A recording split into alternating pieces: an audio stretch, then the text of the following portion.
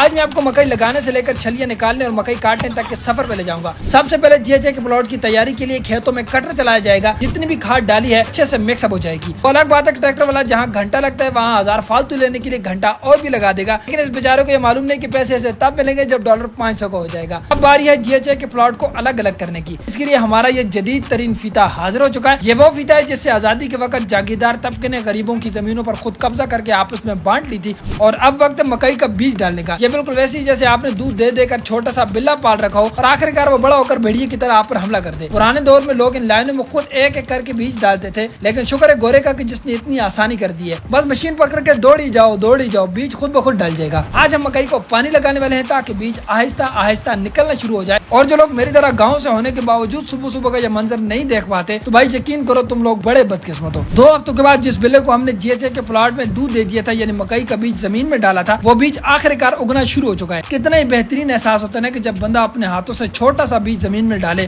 اور وہ آہستہ آہستہ آپ کی آنکھوں کے سامنے اگنا شروع ہو جائے۔ لیکن افسوس بندے کو تب ہوتا ہے جب وہی بیج بڑا ہو کر 76 سال بعد آپ کے اور آپ کے بچوں کی زندگی تباہ کر دے، بالکل جوگنڈا کی طرح۔ بندے کو جب سکول کا بستہ بھاری لگے اور روزانہ بستہ چھوڑ کر سکول کی دیوار سے بھاگ نکلے تو گاؤں میں پھر اس بچے کا آخری حال یہی بچتا ہے، کیونکہ اس تعلیم کو گاؤں کے ہر اس بچے، بوڑھے اور نوجوان نے حاصل کیا ہے جو ایام جاہلیت میں کبھی بے روزگار بھی رہ چکا تھا۔ اللہ بھلا کرے گوروں کا جنہوں نے الیکٹرک پمپ نکالا ہے، ورنہ پرانے پمپ کو تو روات کے کھوتے بھی نہیں گھیر سکتے۔ 6 سے 8 ہفتوں کے بعد آج مکئی اس قابل ہو چکی ہے کہ اس کے پاس سے گزرنے کے بعد بالکل یقین آتا ہے کہ واقعی گرمی آ چکی ہے۔ پسینہ اتنا کہ بندہ اپنے ہی پسینے سے بے ہوش تک بھی ہو سکتا ہے۔ پورا سوچیے ان لوگوں کے بارے میں جو مکئی کے اندر گھس کر چھلیاں توڑتے اور مکئی کاٹ کر غلہ منڈیوں تک پہنچا رہے ہیں۔ اب ان چھلیوں کو توڑوں میں پیک کر کے یا گاڑی میں لوڈ کر کے منڈیوں تک پہنچایا جائے گا، اور یہ گھاس جو خارج کی آماج گاہ ہے اسے بھی لوڈ کر کے غلہ منڈیوں اور فارم ہاؤسز تک پہنچایا جائے گا، جہاں یہ انتہائی سستے داموں یعنی کوڑیوں کے بھاؤ بیچ دیا جائے گا۔